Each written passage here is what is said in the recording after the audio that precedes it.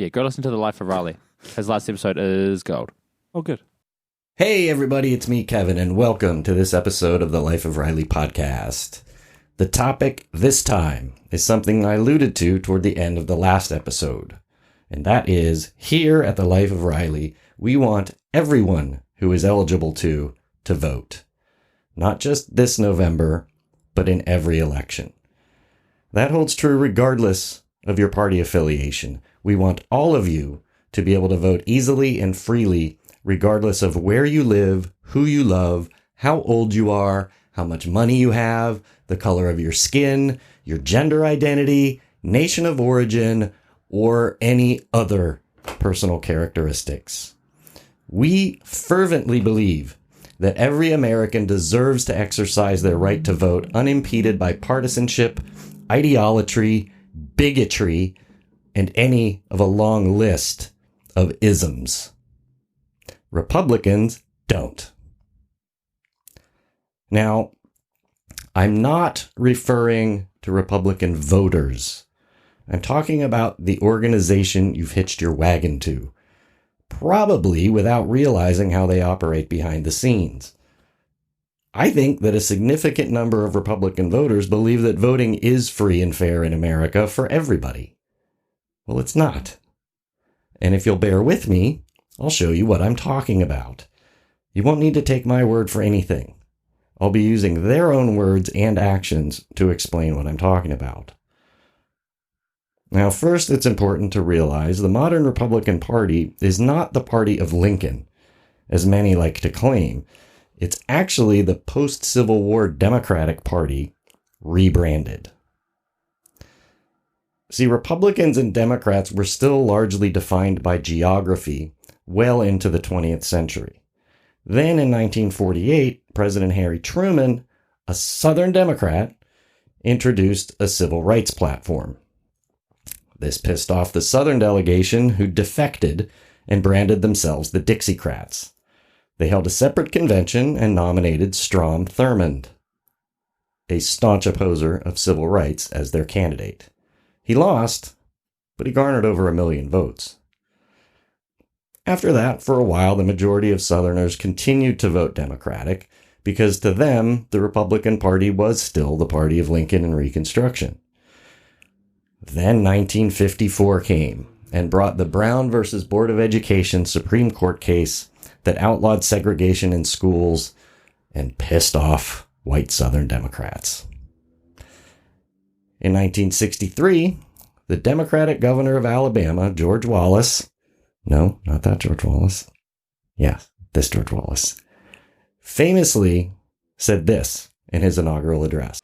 In the name of the greatest people that have ever trod this earth, I draw the line in the dust and toss the gauntlet before the feet of tyranny, and I say segregation now, segregation tomorrow, and segregation forever.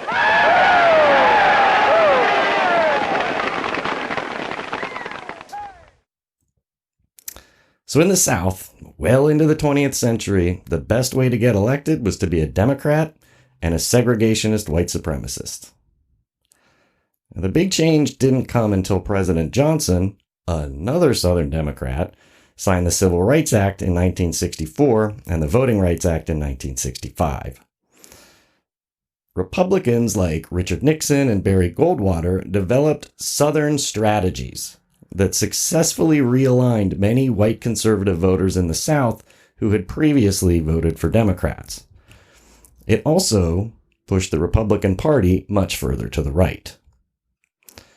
Of course, as we all know, Nixon was forced to resign early in his second term due to the Watergate scandal, and Gerald Ford finished the term, but then lost to Carter in '77, reinvigorating the party's voter suppression tactics. 1980, Paul Weyrich, father of the right-wing movement and co-founder of the Heritage Foundation and Moral Majority, among other groups, had this to say about voting during the lead-up to the 1981 election. They want everybody to vote. I don't want everybody to vote. Elections are not won by a majority of people. They never have been from the beginning of our country, and they are not now. As a matter of fact, our leverage in the elections, quite candidly, goes up as the voting populace goes down. Can't make this shit up, you guys. A year later, in 1981, Lee Atwater described the new Southern strategy while working for the Reagan administration. Here's how I would approach that issue as a statistician or a political scientist, or no, as a psychologist, which I'm not, is how abstract you handle the race thing. In other words, you start out, and now y'all aren't quoting me on this. You start out in 1954 by saying, by 1968 you can't say nothing. That hurts your backfire, so you say stuff like forced busing, states' rights and all that stuff. And you're getting so abstract now, you're talking about cutting taxes and all of these things you're talking about are totally economic things, and the byproduct of them is blacks get hurt worse than whites. That guy later went on to become George Herbert Walker Bush's campaign manager and chairman of the Republican National Committee. I can't give you a full history of voter suppression in the GOP in one quick YouTube video. I'm not even going to try, but I will describe some of their strategies. You decide whether they contribute to the concept of free and fair elections. First, let's talk a little bit about the Voting Rights Act of 1965, which, by the way, passed the House 333 to 85 and the Senate 77 to 19. So the Voting Rights Act applies to the entire country, but Section 5 was reserved only for jurisdictions with the most pervasive patterns of discrimination: Alabama, Alaska, Arizona, Georgia, Louisiana, Mississippi, South Carolina, Texas, and Virginia. There was also a selection of counties in California, Florida, Michigan, New York, North Carolina, and South Dakota that were also covered. Fast forward to 2013, Shelby County versus Holder, in which the Supreme Court struck down Section 5 preclearance. See, provisions like Section 5 need to be renewed regularly, and the last time it was renewed prior to the Shelby case was in 2006, when the margin in the House was 390 to 33, and in the Senate it passed 98 to 0. So apparently Congress still thought it was worthwhile. In making their decision, Justice Antonin Scalia said that Section 5 was a, quote, perpetuation of racial entitlement. Whereas Ruth Bader Ginsburg, you guys, Ruth Bader Ginsburg wrote this in her dissenting opinion, quote, throwing out preclearance when it has worked and is working to stop discriminatory changes is like throwing away your umbrella in a rainstorm because you're not getting wet. After the Shelby decision, changes began immediately, and I do mean immediately, as within hours. Former Section 5 states shortened voting hours and days, enacted new barriers to voter registration, purged millions of eligible voters from the rolls, implemented strict voter ID laws, reshaped voting districts, and closed polling places.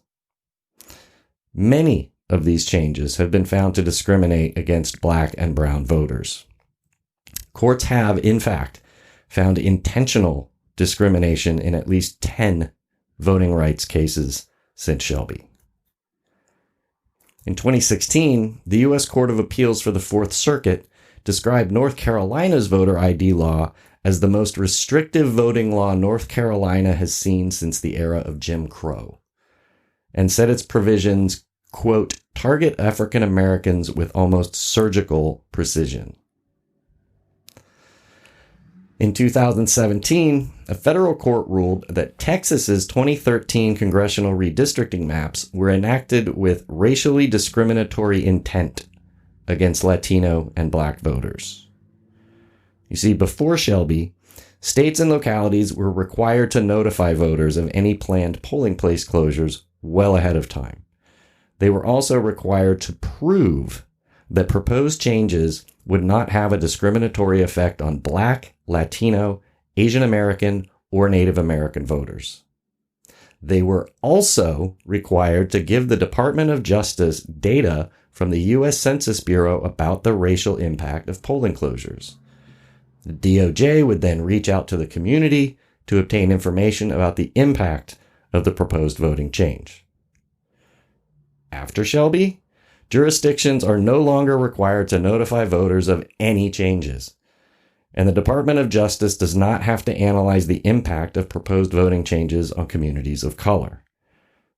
In order to identify potentially discriminatory polling place relocations or closures and precinct changes, voters now must rely on reports from the news media, social media, and/or just local advocates who attend city and county commission meetings or legislative sessions where the changes are made. In most cases, closures go unnoticed, unreported, and unchallenged. Now, I want to be really clear here. If you're a Republican voter watching this, I am not personally berating you. I suspect that these revelations may be surprising and bothersome to you too. I hope they are. And I hope you're concerned and bothered enough by the behavior of your party to do something about it. Next, let's talk about voter ID laws. Personally, when I first heard the concept of voter ID, I thought it made sense. And then I learned some of the strategies that states are using to implement them. 2012, North Dakota. Democrat Heidi Heitkamp squeaked out a Senate seat victory by barely 3,000 votes over Republican Rick Berg. And her victory was due mostly to support from Native American voters. So, the following year, the Republican state legislature passed a new voter ID law that required voters to have a residential mailing address in order to vote. Well, Native American reservations don't have residential street addresses. They use P.O. boxes to receive their mail. P.O. boxes were specifically noted as being invalid in order to vote.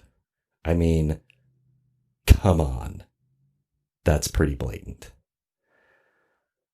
And as we discussed in our episode on voter suppression, Alabama passed a voter ID law in 2015 and then closed 31 DMV offices. 31. The locations they closed were in mostly rural, poor counties with high percentages of black residents. Many elderly and low-income people don't drive, so they have no need for a driver's license. And in order to obtain the required ID, many of them would need to travel several hours by bus. And in a lot of cases, there weren't even buses that left early enough for them to reach the DMV before it closed. Why make it so difficult for them to exercise their right to vote? Simple. Because minorities tend to vote for Democrats. Period. Alabama had already passed a voter ID law in 2011, which was supposed to go into effect in 2014, without getting approval from the Justice Department as was required under Section 5 at the time. In 2012, the Department of Justice blocked a Texas voter ID law, citing its impact on minority voters. But then Shelby came down the next year, neutering Section 5. And as I said, within hours of Shelby, a lot of this stuff was going on. That day, Alabama announced that its law would go into effect in 2014 as scheduled, affecting 250,000 to 5,000 Alabamans, disproportionately African Americans. That same day, North Carolina eliminated 7 days of early voting. Are we really expected to believe that these are coincidences? North Carolina enacted another voter ID law in 2018, but a judge knocked it down, saying it was once again discriminatory. What about poll closing? There were 1,688 polling place closures between 2012 and 2018, despite significant increases in voter turnout. And closing polling places creates chaos long lines at the remaining polling places, transportation issues, denial of language assistance and other in-person help, and confusion about where eligible voters may cast their ballot. For many people, and particularly voters of color, older people, rural voters, and voters with disabilities, these burdens make it very hard and sometimes impossible to vote. One common excuse given by states and counties, those that even bother to offer an excuse, is that they're complying with the Americans with Disabilities Act. They make this claim without having to describe the non-compliance in question. One example, 2018, when officials in Randolph County, Georgia, attempted to use the ADA as an excuse to close 7 of its 9 polling places in a county that is 60% African American. There was no document, report, or analysis regarding the handicapped accessibility of the polling places.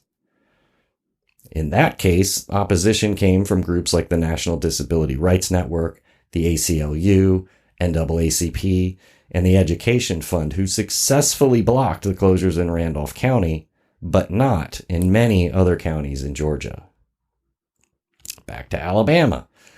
Officials justified polling place consolidations before the 2014 election as a response to school safety concerns. A local paper reported that the polling place closures were first explained as a response to a new law that mandates polling places be moved from schools for security purposes. There is no such law. A subsequent article in the same paper said that some closures were in response to new federal regulations that prohibit voting locations at schools. No such federal regulations exist. Seems to us a very simple way to address any actual safety concerns would be to just make Election Day a school holiday, or even better, a national holiday. Next, let's look at the 2018 gubernatorial race in Georgia. You had the Democrat Stacey Abrams, who would have been, if elected, the first female black governor ever, running against Republican Brian Kemp, the sitting Secretary of State of Georgia. For those of you who don't know, the Secretary of State of a state is in charge of elections, and Kemp did not stand down from his post while running for governor. So he was in charge of the election in which he was a candidate. During that election, 53,000 Georgians had their voter registrations put on hold due to the exact matching requirement.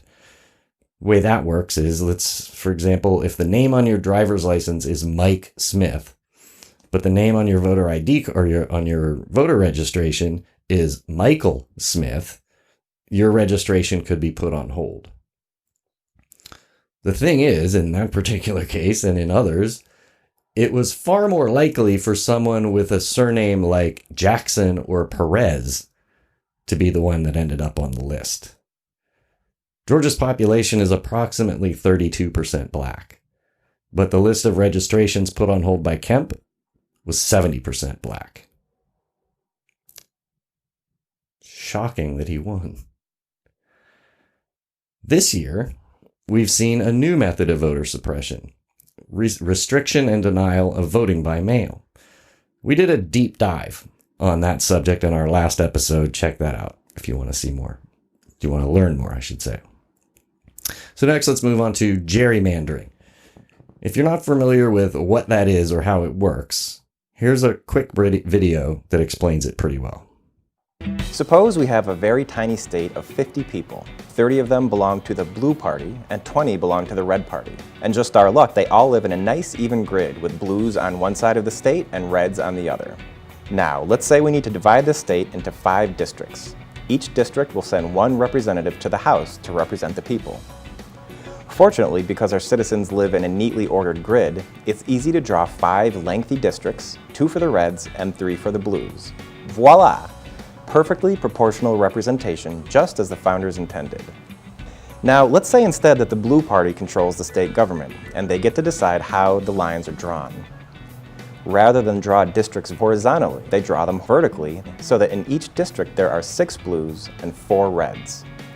With a comfortable blue majority in the state, each district elects a blue candidate to the House. The blues win 5 seats and the reds don't get a single one. Oh well, finally, what if the red party controls the state government? The reds know they're at a numerical disadvantage.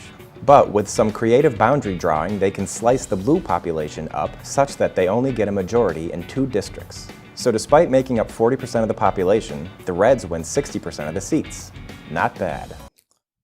It's a very simplified but accurate description. So how does it actually play out in the real world? Let's look at a couple of examples. In 2014, 44% of voters in Pennsylvania voted Democratic. But this is what their congressional districts looked like after the election. Similarly, during the same election, 40% of voters in Ohio voted Democratic, and this is what their congressional districts looked like afterward. Do either of those look like accurate representations of the voting populace to you? Now let's look at North Carolina as an example. Let's look at how their 13 congressional seats have been divvied up over the past 12 years. In this graphic, the bottom right is the map from 2008, when there were 8 Democratic districts and 5 Republican. Moving to the bottom left is the map from 2016. You can see there, after some creative redistricting, they now had only 3 Democratic districts to 10 Republican ones. And then, in the top left, is the map that will be used in this year's election, an exact reversal from 2008 with 5 Democratic districts and 8 Republican. North Carolina is an interesting state to watch when it comes to districting because they are a decidedly purple state and a swing state. According to the Pew Center, 43% of North Carolina voters are Democrats, while 41% are Republican.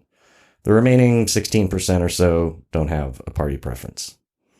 And these slim margins make it even more important for Republicans to maintain their hold on the congressional districts, as well as both of their seats in the U.S. Senate. Now, we've honestly only scratched the surface here. An exhaustive analysis of this pervasive long-running problem in U.S. politics would take entirely too long for one YouTube video. Our goal in putting this episode out is an effort to inform people, not to chastise anyone for their political affiliation. What we've presented here are simple facts that are easy to find if you just look for them. It is our belief and fervent hope that most Americans want to be secure in the knowledge that our elected officials are put into office legitimately and fairly. At the moment, however, that isn't always the case. There's already a higher percentage of Democrats and Republicans in this country. And as the baby boom generation dwindles and younger generations and previously disenfranchised groups wade into the electoral waters, that disparity is only likely to grow. The Republican Party recognizes this, which is why they feel the need to resort to the tactics like we've just described. The thing is, if the GOP were just to revert back to its more centrist platforms of the past, rather than the increasingly extreme positions and hunger for power we've been seeing for years, particularly evident in members like Mitch McConnell, Bill Barr, Lindsey Graham, and Donald Trump, just to name a few, they would likely find a larger block of voters registering for their party. It would also enable actual discussions and bipartisan legislation on Capitol Hill, which is kind of the whole freaking idea. We're not asking anyone to abandon their party, their values, or their ideals. We're only suggesting that you pay a bit more attention to their behavior and make choices in candidates who are interested in winning on their merits rather than winning at any cost. That's it for this one, you guys. Thank you all so much for watching. We love you, and we'll see you in the next one. Bye-bye.